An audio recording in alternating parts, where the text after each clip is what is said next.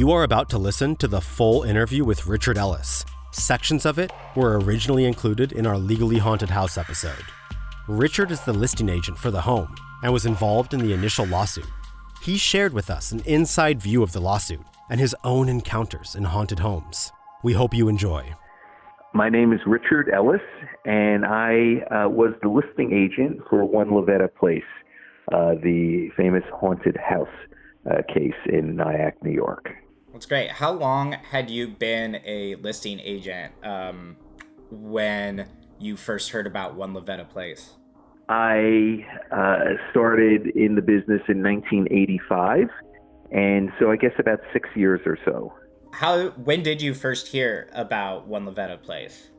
It had been on the market. What happens many times in real estate, a property is listed with one agency, and then it doesn't sell, and then it lists with another agency. And the real estate market at that time was going through a bit of a recession in the late 80s, early 90s. So things were selling slowly. So we became the second listing office to list the property.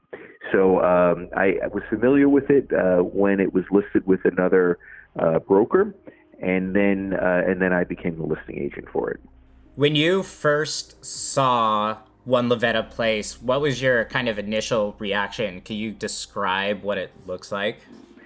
Sure. I believe at that time I knew the stories of the house possibly being haunted by, according to Mrs. Ackley.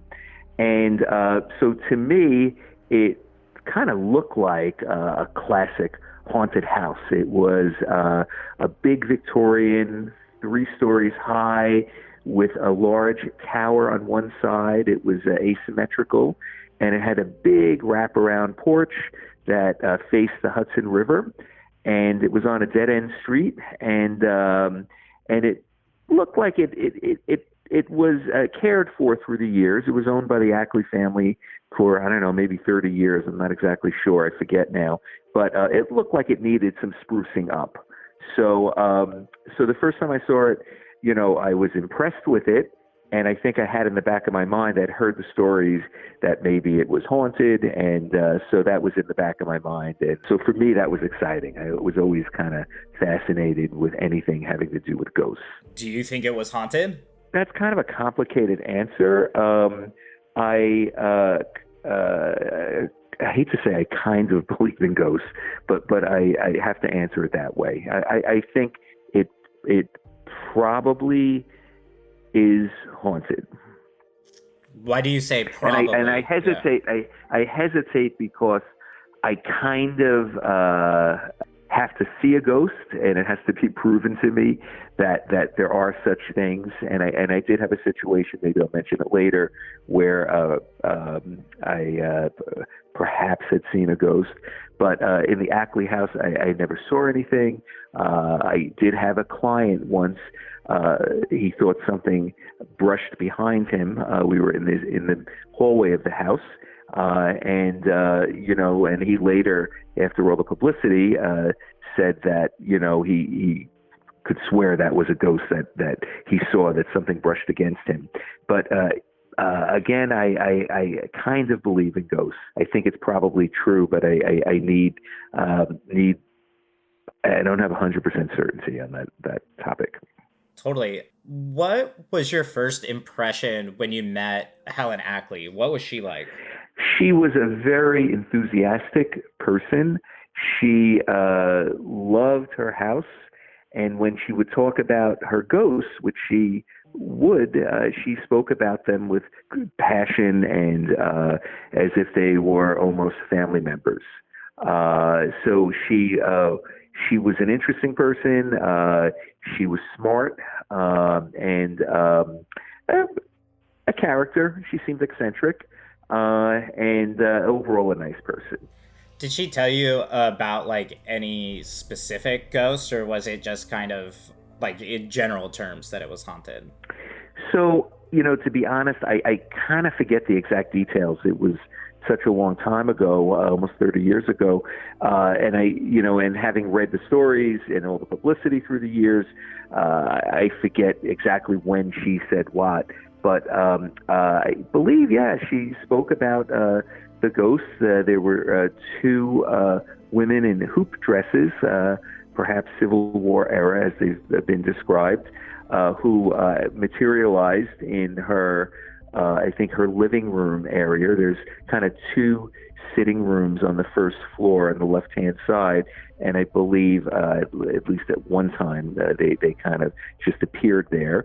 And then I believe separately there was a man in a red coat, like a Revolutionary War soldier's uniform, and I think he was a short person, and I know he appeared as well. And I forget where she had seen him.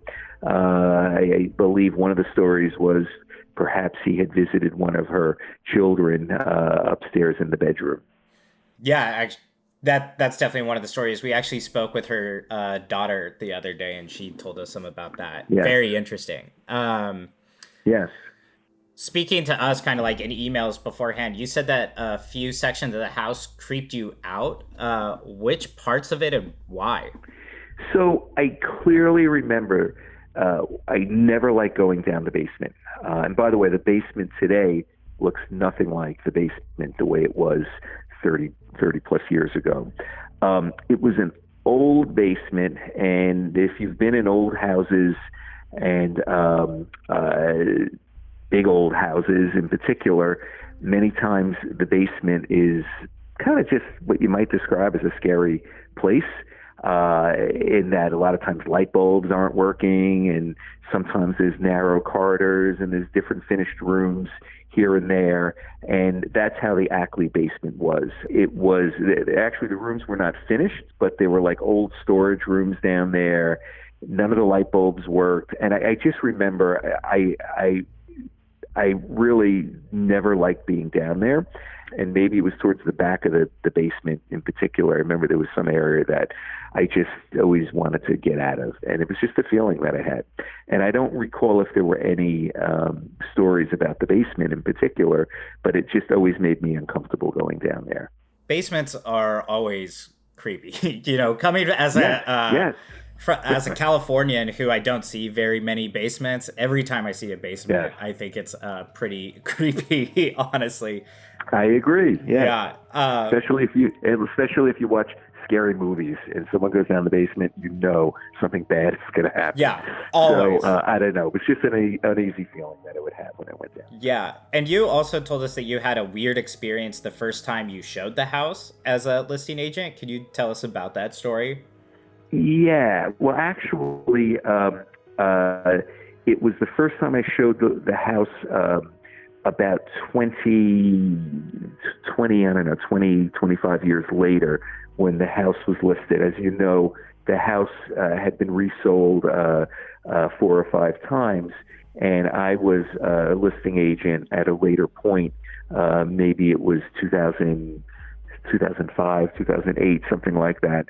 And it was the very first time I had a showing there. I was rushing through the house to put all the lights on, and I heard a car door slam outside the house, and I figured my clients were there. I was showing it personally to some people who coincidentally were the people who bid against Stambosky when he ended up getting the house. The house had gotten into a bidding war between two people, and these were the people who were in the process of selling their house in Piermont, which is an adjoining community to the Nyaks, and they wanted to take a look at it. Supposedly they were serious about maybe purchasing it. So I'm rushing through the house, and I get all the way up to the last room, which was the tower room, and I had just heard the car door slam, and I go to light a sconce, which is on the wall, and a flame burst out. The light bulb burst, the glass hit the floor, and flames were coming out of the sconce. Now there was two little silk shades. One of the silk shades caught fire instantly, and I pushed it off onto the floor. I stepped on it. I don't know what I did. I don't know if the fire then just went out, or I tried to blow it out. I remember feeling panicked, and I then was thinking, oh my God, what's going on? I thought scientifically, is there going to be a fire in the wall? Is it an electrical issue? And now I heard someone knocking on the door, and I thought, should I call the fire department or show the house? And as a true realtor, I said, I'm going to show the house.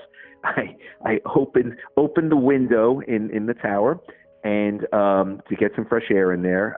Again, I had stepped on the silk shade, which, I mean, really a flame was on the shade, and a true flame was coming out of the socket in the small sconce on the wall.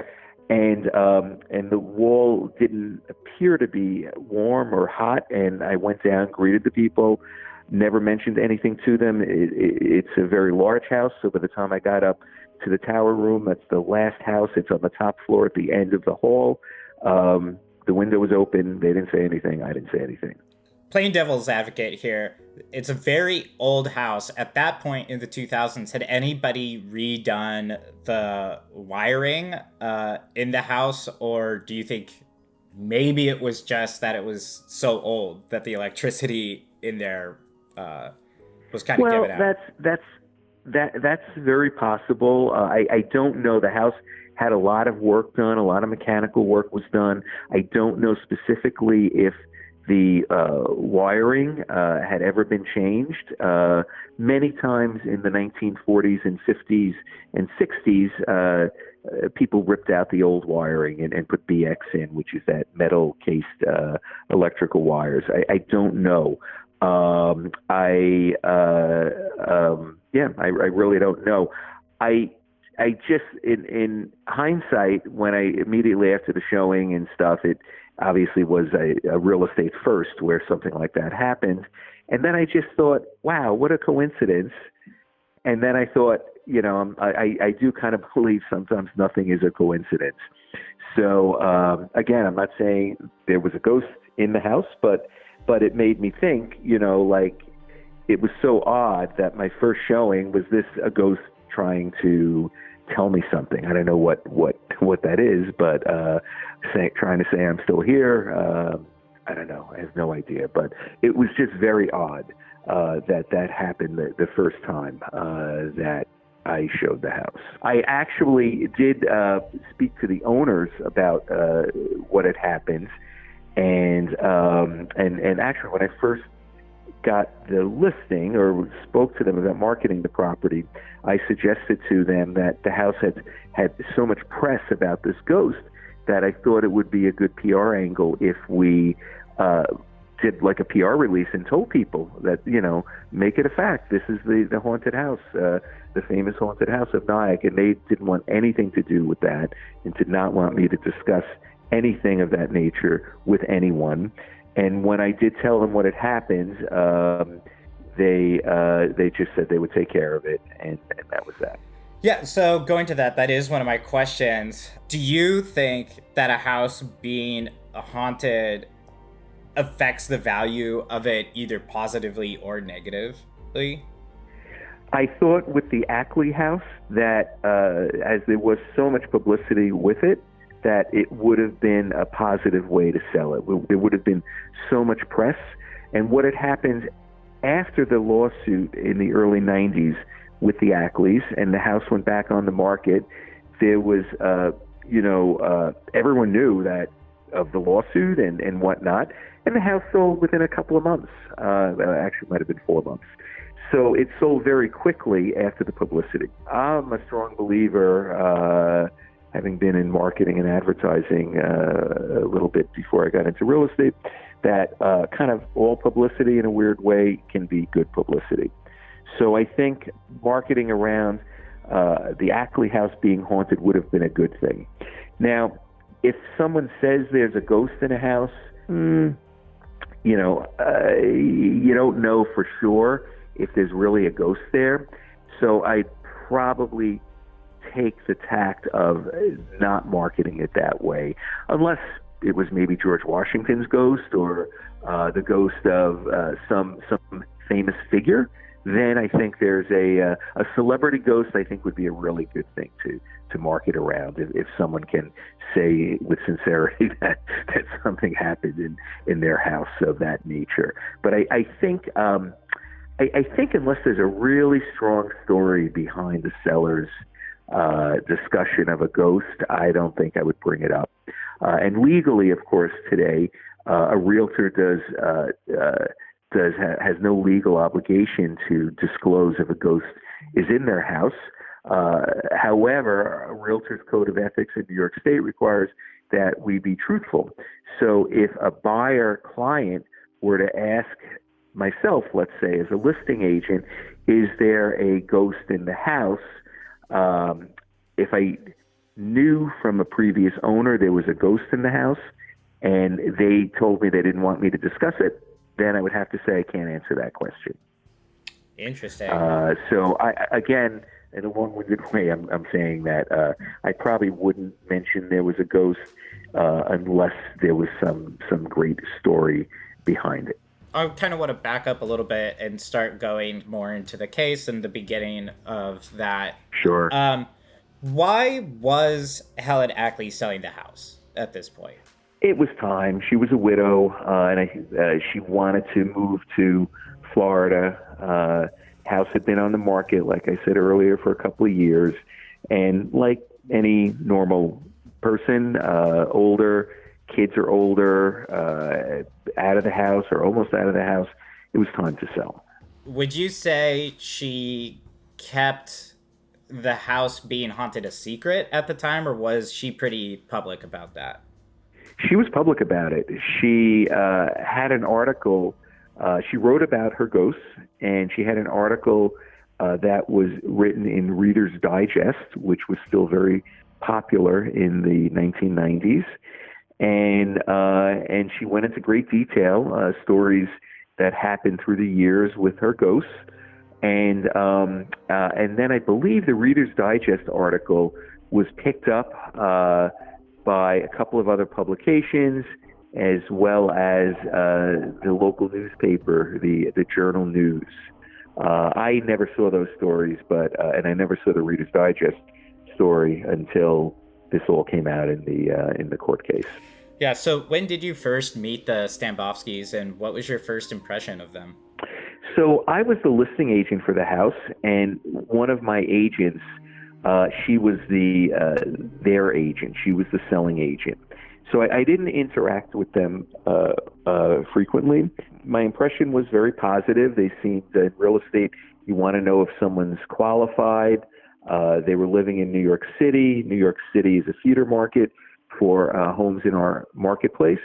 And I think he was in the financial business, and she had some sort of business. So, they seemed like a nice couple, and they were qualified to purchase the house. So that was all great. So how did it come about that they didn't know that house was haunted? Was it on purpose or accident? And I also know that there's some debate whether or not they did know that it was supposedly haunted. So do you have any insight into that?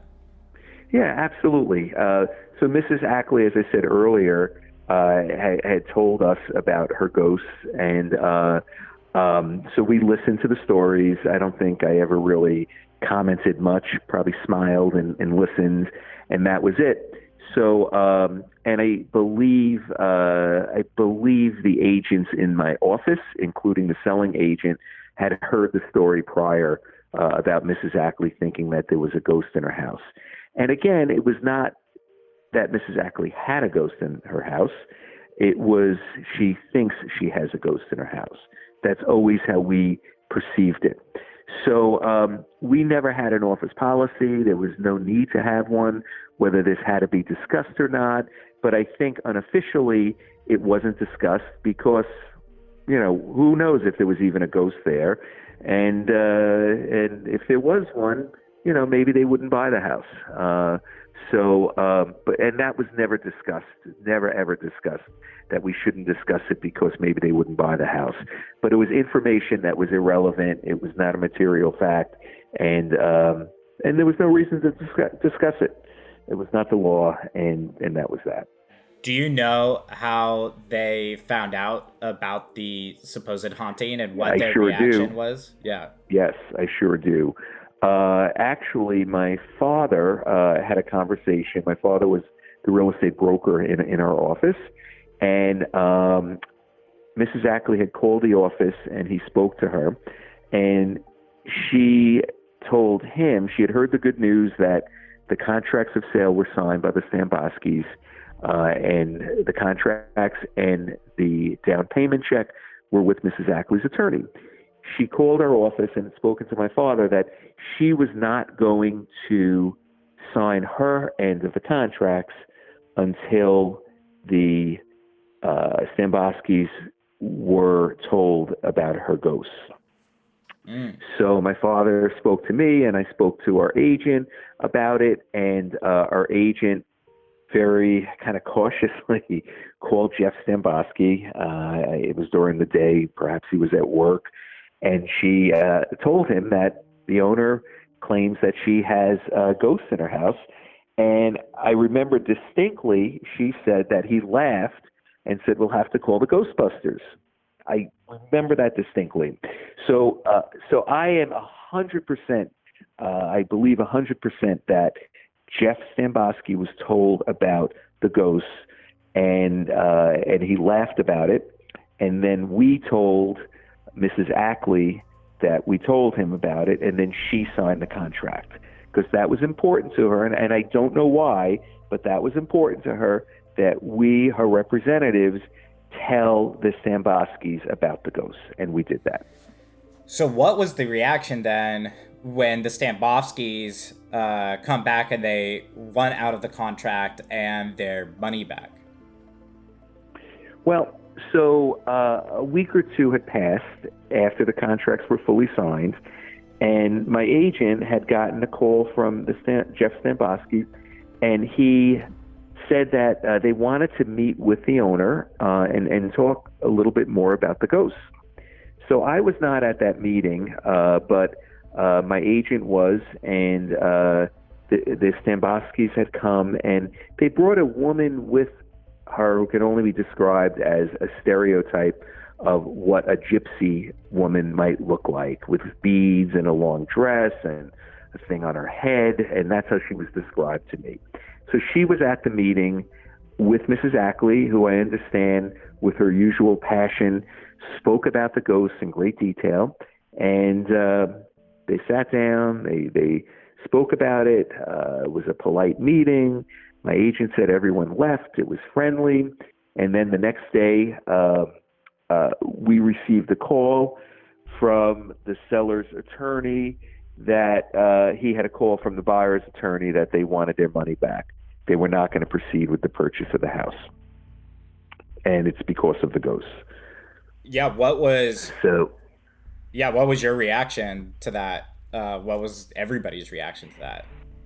Our reaction was, well, that's not fair. That's ridiculous. We told them about the ghost, and then, of course, Mrs. Ackley's reaction was the same, because they wanted their money back, and she said, "I'm not giving them their money back. You know, we disclosed to them about the ghost, and and I wouldn't sign the contract until that was done."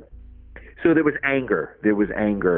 And not quite disbelief, but almost some disbelief that they wanted their money back then. Yeah. So I know the argument on the Stamboski side was that it would the hauntings devalued the house, particularly because they were so public about it with Reader's Digest. Mm-hmm. At that time, I know you've talked about kind of now what you feel, but at that time with that particular house, did you feel that it devalued the house in any way? No, I didn't, and I felt that I could understand the rationale behind their argument, because I think they said that they had heard it from a contractor that, oh, you're buying the haunted house or something like that. And so that makes total sense with what they were saying. But as a realtor of many years, some people believe in ghosts, some people don't. I mean, it's come up before. people might ask, if it's a part of an estate, did they die in the house? Or, is there a ghost in the house? It doesn't happen often. In fact, it happens very rarely, but it comes up through the years. And in a similar line of thought, we've had listings next to cemeteries, and some people would never live next to a cemetery, and other people are totally indifferent. They think rather than having a noisy neighbor, a cemetery is a kind of a more valuable place to live next to, believe it or not. So everyone has a different opinion. So I don't think that a house supposedly being haunted devalues it. And the unique thing here with the Ackley house was that it was a publicized haunted house. And one could argue, were there really ghosts in it, or was that a figment of the family's imagination?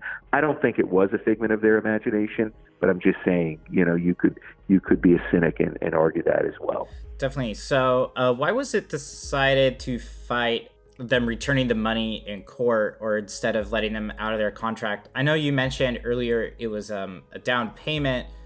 Speaking to Cynthia, Helen's daughter, she said that it wasn't necessarily a down payment as much as it was an earnest money payment.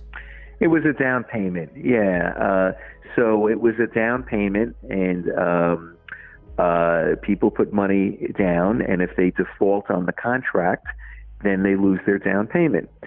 So Stambosky's, by saying they wanted their money back and that they weren't going to close, they were defaulting on the contract. So I'm not an attorney, but legally the seller has the right to then keep the down payment. They're not closing. They agreed that they would close on the property, and now they're saying they're not They're not going to close on it. So the Ackleys had every right to keep that money. Yeah. So what was, were you involved with the first trial at all? And what was that like, if you were?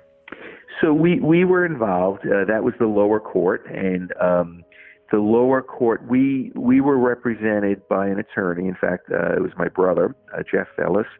And the Stambosky's the Ackleys were represented by their attorney. And, my brother's point of view in representing us was that we represented the property properly. We were dutiful with our obligations as a realtor. We disclosed everything legally that needed to be disclosed, and that, we were not at fault with anything.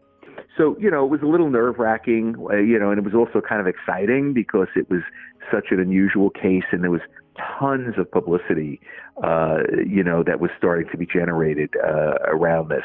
But it was, kind of sitting at the edge of your seat, waiting to see what was going to happen, what was going to come of it. Originally, it came down in favor of you and the Ackleys due to the idea that buyer beware. Can you kind of tell us what the idea of buyer beware meant in New York real estate at the time? Sure. So buyer beware, and I guess in the old law, in Latin, it's known as caveat emptor. And that means that anyone purchasing a house needs to do their own due diligence prior to taking the deed over. And then once they do take ownership and the deed is transferred, anything wrong that happens with that property, it's theirs. There's no strings attached with the previous owner that they have any responsibilities whatsoever. More so in the old days, and certainly in my earlier real estate days, caveat emptor was always something that, the buyer had to do their due diligence, they had to do their inspections, they had to do whatever they had to do to find out everything they can about a property before closing, because after they close, they own it, and then it's their problem if there are any issues with it. So how did you feel about winning that first time? Did you kind of know that immediately it was going to be appealed, or? Well, we were, my brother took a tact in defending us in stating that, that he went and quoted certain passages from the Reader's Digest article. One in particular was a description of the gentleman in the Revolutionary War garb, and my brother kind of tongue-in-cheek said, this could have been a description of George Washington, and who's to say that it wasn't him, and the property could be worth more money. The Stamboskis argued that it was devalued. So he had a lot of fun defending us, and we felt really good afterwards. We didn't think we did anything wrong anyway, so we weren't really concerned about being found guilty. But it was an unusual situation. But we felt good after the first case. So how did it feel when it was appealed and the New York Supreme Court actually took it up? So it went to the appellate division, and it was kind of troublesome that he had the right then to appeal it, he being Stamboski. So we were kind of at the edge of our seats to see what would happen then, and my brother was able to convince the court that we, the broker, were lawful with everything we did, and with respect to, again, doing our job and representing everything as we technically knew it. And there was nothing on the books that ever said we had to disclose about a ghost or anything like that. So as you probably know, we were released from the suit, but Mrs. Ackley was held liable then and found at fault for not disclosing to the Stamboskis about the ghost. I believe because she had published in several publications about the story of the ghost, the court interpreted that and believed the Stamboskis that they were never told about the ghost beforehand, which of course they were, as I earlier stated. Eventually the Supreme Court did side with the Stamboskis, and famously asking who you're going to call, basically saying that buyers beware didn't actually apply in this situation or wasn't properly followed, because they can't call the Ghostbusters, they can't call a paranormal person to come in and verify whether or not there's ghosts. How did you kind of feel about that ruling? It was ridiculous. How can you, as I've told you, I have reason to believe that ghosts may exist, but to hold a realtor responsible to having disclosed that a seller, let's say it's some nut, I'm not saying Mrs. Ackley at all, but if it's you have a listing and there's some very, eccentric person who claims they have a ghost, that you then have to make a big deal to a potential buyer and disclose that when it's something that you can't even measure for a fact exists, it was ridiculous. And that's why after that went into law, that a realtor had to disclose a ghost as they would a leaky roof or a faulty furnace, when that was in law for about 6 months until Governor Cuomo, Mario Cuomo, left office, and when Governor Pataki became governor of New York State, that was thrown out. And at that point, then realtors did not have to disclose ghosts again. So I thought it was absurd to make that law. How did that ruling affect your family personally, since so many of you were involved in it, and how do you feel like it affected the Ackleys? Well, our family, it was, it was like a milestone in our real estate career, so to speak. So it was something to have been involved in a precedent-setting case that generated so much publicity. I don't want to say it was fun, because it was very stressful, especially for the Ackleys and the Stamboskis, I guess, on a certain level. So that's not the right word, but it was just the way things turned out. It was interesting, to say the least. So you said that the ruling affected the real estate market in New York for only 6 months. 6 months. Yeah. Did it? Correct. It didn't have any lasting impression beyond that? It did not. No. And the only thing that periodically through the years I've heard realtors say, disclosure issues come up. Do we have to disclose there's a ghost. And again, the rule of thumb is a realtor has to always be honest.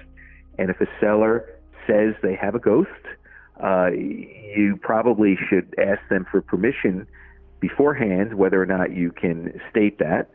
And if they say it's okay, then you can tell a potential buyer if they ask the question. And if they say, I don't want that disclosed, then you can't answer that question, and that's how you have to answer it.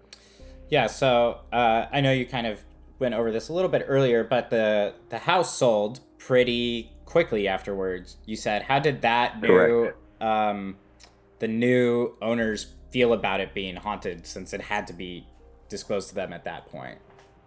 So I did not have hardly any contact with the new owners, the next owner, and just generally they said they didn't believe in ghosts, period. And there was no further discussion beyond that I'm aware of. You know, one thing is that it's also been sold about 5 times since the Ackleys. That's unusual. That's unusual? Yeah. Yes. Why do you... Yes. Why do you think there's such high turnaround? I just think, for a house to change hands that many times is unusual, period. So why is it unusual? I don't know. It could be any number of reasons, but it's unusual for a home to change that many times. Now, can it be related to bad energy or a ghost in the house or someone not feeling comfortable in the house and wanting to sell it? Yeah, that's possible. But there's a saying that I don't know if you listen to some of these different psychics and things, and I don't do that on a regular basis by no means, but they say nothing is a coincidence. So if you take that line of thought, then why have so many people sold the house? Maybe there's something wrong, and then you could draw the dots from there. You said that you represented it later, like in the 2000s-ish. Did you disclose the ghost, and what was their reaction then? Well, there was no reason for me to tell them about the Helen Ackley story because they certainly knew the history of the house and the ghost because it was so well publicized. I had, when I met with them and discussed marketing the property, I recommended that we take a PR approach and try to, make something out of it. And they were stone-faced and had no interest whatsoever in any of that. They said they didn't believe in ghosts and they had nothing ever happened in the house and they didn't want me talking about it. Have you ever represented any other haunted house that you had to disclose the spirit? Not really. If I did, it wouldn't be anything that I would feel an obligation to have to disclose, being that I'm a little ambivalent if ghosts exist. But I do think I believe in ghosts. But it's such a kind of a non-material thing if there is a ghost and if they exist. So if I had a property that supposedly had a ghost, I'd think hard if I wanted to make something out of it, unless it was like a celebrity ghost or something famous like that. Richard, I think you said you actually may own a haunted house or bought one at one point. Is that true? Yes, that's true. Yeah. Was that information disclosed to you before? And Yes, it was. What I told you was that about 8 or 9 years after the Ackley case, I bought a house in the community, and it was a house also built in the 1890s. And coincidentally, before signing the contract of sale, the homeowner said to me, "Do you want to know everything about the house?" I said, "Yeah, absolutely." So she said, there might be a ghost in it. And she kind of laughed. And she said that some unusual things had happened in the house. And she said that once there were 2 fireplaces in the living room that just midday out of the blue, the fireplaces were not on, they burst into flames. and for no explanation. She also said that some glassware on the kitchen counter flew off the counter, and that there were some noises and things that one would hear in the house. She said that she wasn't. These things don't happen often, but they happened, and she wanted to let me know about it. So I kind of smiled. I was like a little unsure of what to think of all this. I said, okay, all right. Then her husband wasn't there when she had that discussion with me. So then I think about a week later, I was out in the garage, and I asked the husband. I said, so and so told me about these unusual things in the house. What do you think? And by the way, she taught nursing, and he was a doctor, so they're kind of scientific people, for whatever that's worth. And he shrugged his shoulders and said, I don't know. So, all right. So I signed the contract. Coincidentally, I was the listing agent for this house as well. So I was buying it for myself, and I was the listing agent. So I had 2 months before closing, and I had the keys to the house. The house was vacant, and I could just go in there kind of whenever I want. So I will tell you, with some embarrassment. So maybe the first or second time I went back to the house, I had a conversation with the walls, and I basically said, listen, if there's any ghosts in here, we need to, live here together and be peaceful. And I really haven't admitted that to anyone before, except for a couple of people, but I guess I'm letting a lot more people know about that now. And so the contract was signed, and I closed on the house. Have they been peaceful, or have you had any disturbances in your home? So there was never anything bad that happened, but the first 6 months when I moved in, I had a lot of artwork on the walls. And it was unusual that the artwork was literally falling from the walls. One time, like my favorite painting, somehow miraculously fell over a sideboard and over a chair that was in front of the sideboard and landed perfectly on the floor. So for 6 months, I would guess 6 or 8 pieces of art came off the walls, and I'm used to hanging art, and that was unusual. A friend was visiting from California, and the supposed ghost in the story of it was kind of a big story that I would talk about with my friends a lot, and they always enjoyed talking about it. So this one friend, it was in the morning, she had stayed overnight, and she was coming down the steps from the second floor, and a VHS tape, unaided, it was so weird, flew off the shelf, the TV, above the TV, and just landed maybe 3 feet away from her feet. And that was like very weird. And then actually once glasses, I don't know, they seemed to fly out of the cabinet when I opened it. And this is over the course of like 12, 13 years. This stuff didn't happen all at once.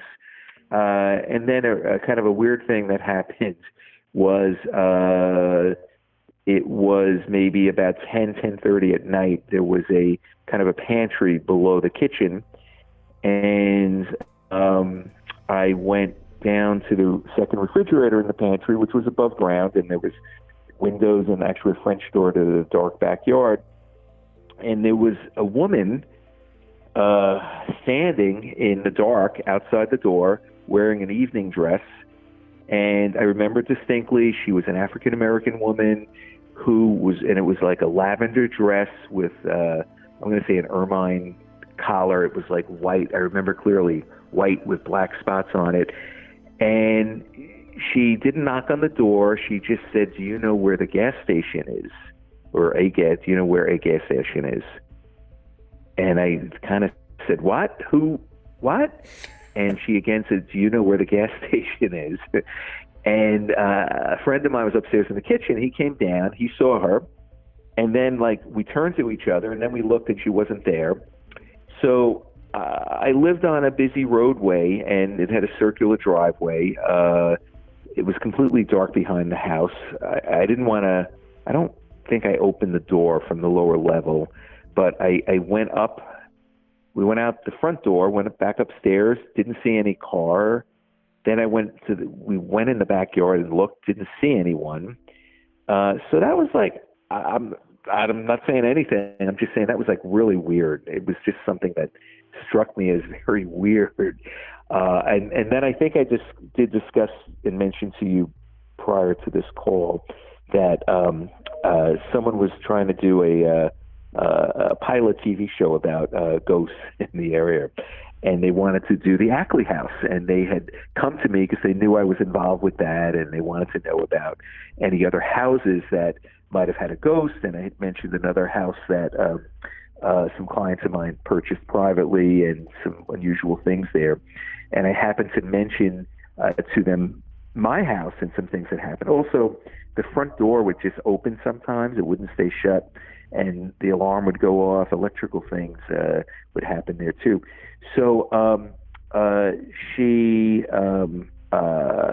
the psychic came to my house and said that there was a man and a woman, and they were very much in love, and they were there in the house, and that they were very comfortable with me and liked me very much. And it was all very positive, she said.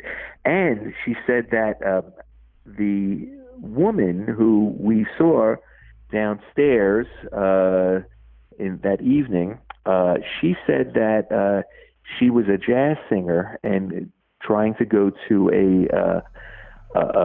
like maybe a club, and she asked if there was a club in the area.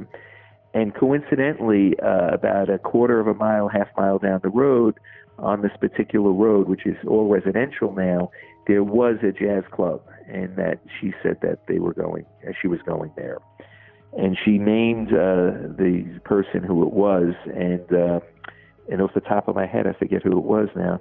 And I was able to Google her. She was like a B-grade singer, lived in Harlem, and so that was weird. That was unusual. That's very interesting. Very interesting. So I know. But do I still believe in ghosts? I don't know. Maybe. But But yeah, that's been my experience in that house. I'm with you, Richard. I personally, it's like I want to believe, but I can be a little skeptical with all the science and everything. Yes. So it's a very interesting thing. But I love hearing these stories and experiences, because how do you explain some of this? You can't, and I think that makes it very interesting. So yes. We are wrapping up. I know you don't have much more time, so I just wanted to see if you had any other final thoughts before we wrap this up. I guess my thoughts are that houses may have a feeling that one gets when one goes into them, and that may be from a house that's run down, might feel scary. A house that's bright and light and a lot of windows might feel very cheery. And sometimes I think that one gets a feeling based on the structure and the way it's set up, and that's kind of the scientific side of me that says maybe stuff is purely from how you set it up, and there's the practice of feng shui, the ancient Asian practice of having a house, lined up with whatever nature and water and fire and windows and things, and that might give better, or they call it better energy. So then the practice of feng shui says that you get energy from design. So I don't know. So I think sometimes I think if you believe in ghosts, maybe you have to feel it. You have to be open to feeling it, certainly to yourself, if not outwardly to others. And if maybe you feel it, you're going to see that. And I think that from a professional point of view, realtors have to be honest and fair, but I don't see any reason why one would have to disclose if a ghost exists in a house based on what a seller may say. So I would just say caveat emptor. Beware and ask a lot of questions if you're gonna buy a house. There you go. Let us know if you would buy a haunted house on Twitter and Instagram at @strange_phenom and on Facebook at Strange Phenomenon, all one word. Please give us a review and subscribe on your favorite podcasting app. Visit www.strange-phenomenon.com for a full list of sources and more episodes. Strange Phenomenon is hosted by Ray Tarara. It's written and produced by RJ Blake and Ray Tarara. Theme music by Tara Monk. Additional music provided by Sergei Cheremizanov.